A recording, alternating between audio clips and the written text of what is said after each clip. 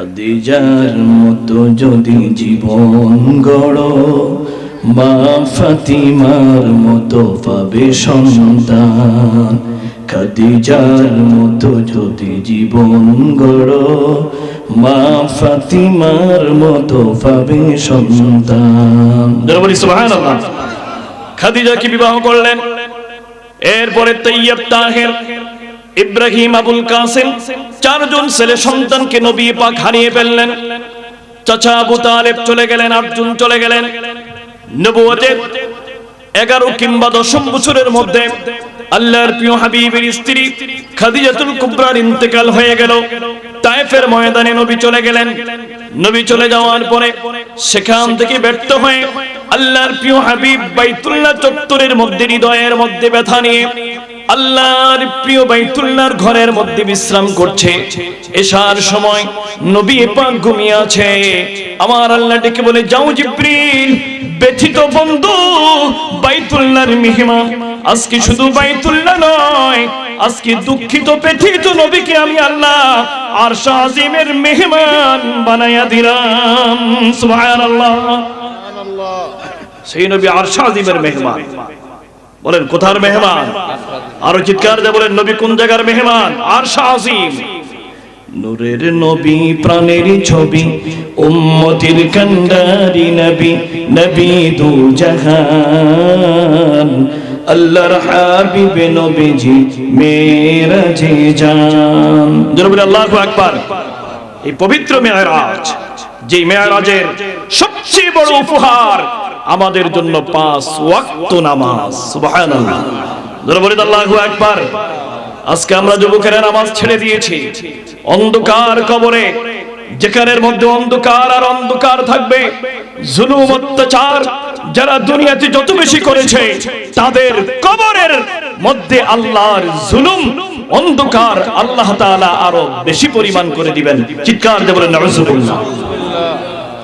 জুলুমবাজ এখনো সমাজের মধ্যে আছে, আছে না? ইতিমের অধিকার, নারীর অধিকার, সন্তানের অধিকার, বোনের অধিকার, মা বাবার অধিকার, আত্মীয় স্বজনের অধিকার, কথায় কিংবা কাজে, আচার আচরণে, লেনদেনে এভাবে যারা মানুষকে আঘাত করে, অধিকার নষ্ট করে, জায়গা জমিনের ক্ষেত্রে নিজের নামে করে নেয়, নিজের আত্মীয় স্বজন যতটুকুন প্রাপ্য ততটুকুন তাকে প্রদান করে না। আমাদের দেশে জমিনের মধ্যে যখন আইল কাটা হয়, সেখানে অনেক সময় দেখা যায় নিজের সীমানা ক্রস করে নিজের জমিনটাকে বাড়াবার জন্য চতুর্পাশে 1 ইঞ্চি থেকে হাফ ইঞ্চি করতে করতে আবার সেটাকে দখল করে নেয়। এইরকম জুলুমবাজের ঠিকানাও আমাদের স্বাধীন সোনার বাংলাদেশে মাঝে মাঝে দেখা যায়। কি বলেন, আছে না? আল্লাহর প্রিয় নবী, দুজাহানের বাদশা নবী বলেছেন, ইত্তাকুজ যুলমা ফাইন্নাজ যুলমা যুলুমাতুন ইয়াউমাল কিয়ামা।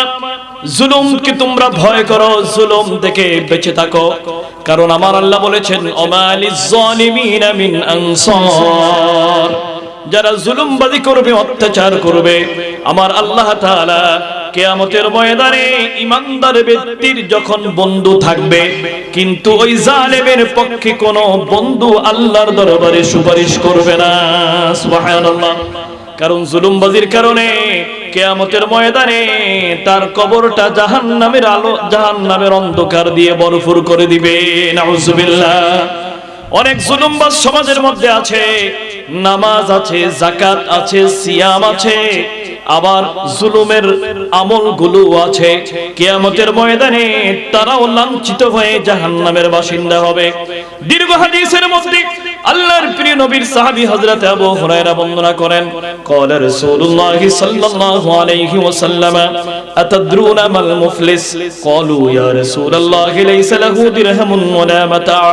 ফাকালা রাসূলুল্লাহ সাল্লাল্লাহু আলাইহি ওয়াসাল্লাম, ইন্নাল মুফলিসা মিন উম্মতি ইয়াওমাল কিয়ামাতি বিসালাত ওয়া যাকাত ওয়া সিয়াম ওয়া তারাকা হাযা ওয়া শাতামা হাযা وأكل ماذا هذا وسفك دم هذا وضرب هذا ফাউতিয়ানাহু মিন হাসানাতিহি সুম্মা তুরিহাহু সুম্মা তুরিহা ফিন্নার।